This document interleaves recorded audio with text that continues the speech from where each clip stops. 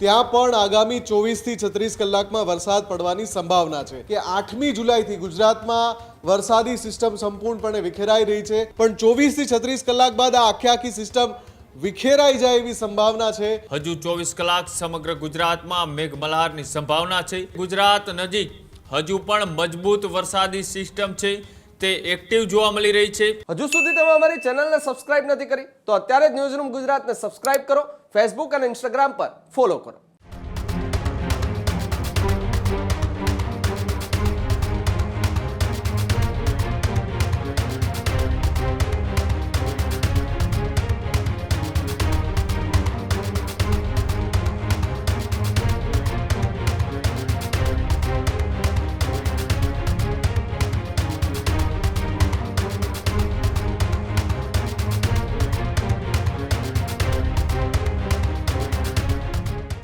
હવે સમાચારોમાં આગળ વાત કરીએ મહત્વપૂર્ણ સમાચારની તો રાજ્યભરની અંદર એ વરસાદ છે તેની મેઘમહેર જોવા મળી રહી છે। તો કેટલાક વિસ્તારો હજી વરસાદથી વિહોણા છે, ત્યારે વિખરાતી સિસ્ટમ વચ્ચે ગુજરાત પર હજુ 24 કલાક ભારે, હજુ 24 કલાક સમગ્ર ગુજરાતમાં મેઘમલ્હારની સંભાવના છે।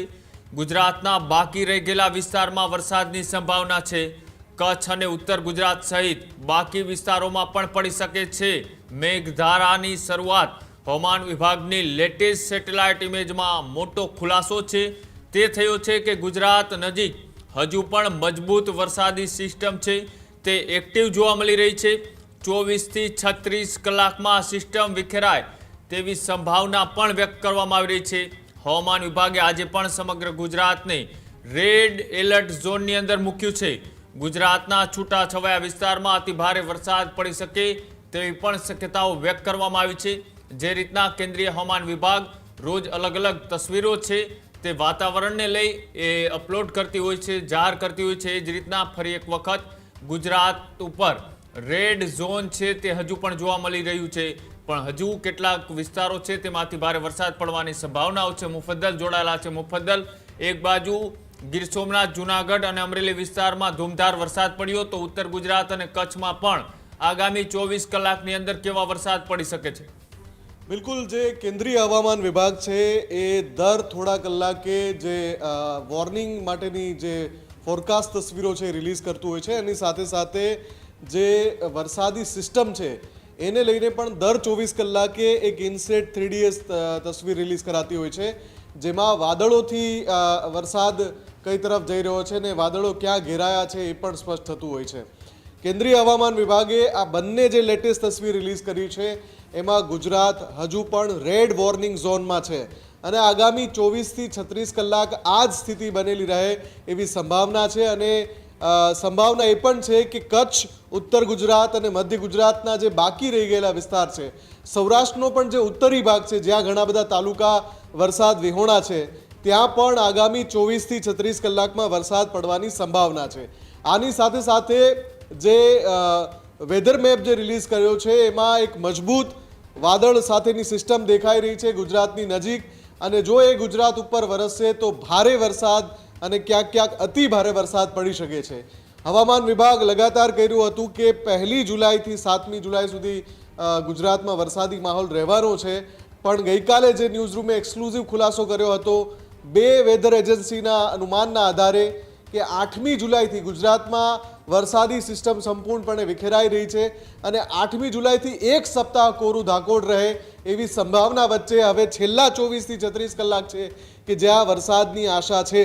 ખાસ કરીને જ્યાં ખૂબ સારો વરસાદ પડ્યો છે, 5 ઇંચ, 6 ઇંચ, 8 ઇંચ, 10 ઇંચ અને 12 ઇંચ જેટલો જ્યાં વરસાદ પડ્યો છે, ત્યાં તો ખેડૂતોને રાહત થઈ છે। ઘણી બધી જગ્યાએ પાણી પણ ભરાયેલા છે, પણ જે વિસ્તારો સાવ કોરા છે એ હજુ પણ વરસાદની રાહ જોઈ રહ્યા છે। જુલાઈનું પહેલું સપ્તાહ પૂર્ણ થઈ રહ્યું છે અને હજુ પણ કચ્છ અને ઉત્તર ગુજરાત સહિત મધ્ય ગુજરાતના ઘણા ભાગ છે કે જ્યાં વરસાદ બિલકુલ પડ્યો જ નથી, ત્યાં વરસાદની રાહ જોવાઈ રહી છે અને આગામી 24 થી 36 કલાક એમના માટે મહત્વના બની રહેશે। જો કે ત્યાં પણ સમગ્ર વિસ્તારમાં વરસાદ પડે એવી સંભાવના નથી। હવામાન વિભાગ કહી રહ્યું છે કે સંભાવના એવી છે કે છૂટાછવાયા વિસ્તારમાં મધ્યમથી ભારે વરસાદ પડી શકે છે। કચ્છના કેટલાક વિસ્તારમાં પણ મધ્યમથી ભારે વરસાદ પડી શકે છે। ઉત્તર ગુજરાતમાં ક્યાંક ક્યાંક અતિ ભારે વરસાદ પડી શકે છે, દક્ષિણ ગુજરાતમાં આજે પણ અતિ ભારે વરસાદની આગાહી છે. સૌરાષ્ટ્રના દરિયાકાંઠાના જિલ્લાઓ છે ત્યાં પણ ભારેથી અતિ ભારે વરસાદની આગાહી છે. ઉત્તરી સૌરાષ્ટ્રના જે પણ જિલ્લાઓ અને તાલુકા છે ત્યાં મધ્યમ વરસાદની આગાહી છે. આ સિવાયના બાકી છૂટાછવાયા વિસ્તારમાં હળવો વરસાદ પડે એ પ્રકારની આગાહી છે. પણ 24 થી 36 કલાક બાદ આ આખી સિસ્ટમ વિખેરાઈ જાય એવી સંભાવના છે. એટલે આ 24 થી 36 કલાક ખૂબ જ મહત્વના છે કૃણાલ. એમાં જો વરસાદ નહીં પડે તો જે વિસ્તારો બાકી રહેશે એને વધુ 7 થી 8 દિવસ રાહ જોવી પડશે. જી તો કેન્દ્રીય હવામાન વિભાગે જે તસવીરો રિલીઝ કરી છે તેમાં હજુ પણ એ ગુજરાત છે તે રેડ ઝોનમાં છે, પણ આગામી કેટલાક દિવસોની અંદર આ સિસ્ટમ છે તે વિખરાતી દેખાઈ શકે તેવું પણ અનુમાન છે તે લગાવવામાં આવી રહ્યું છે.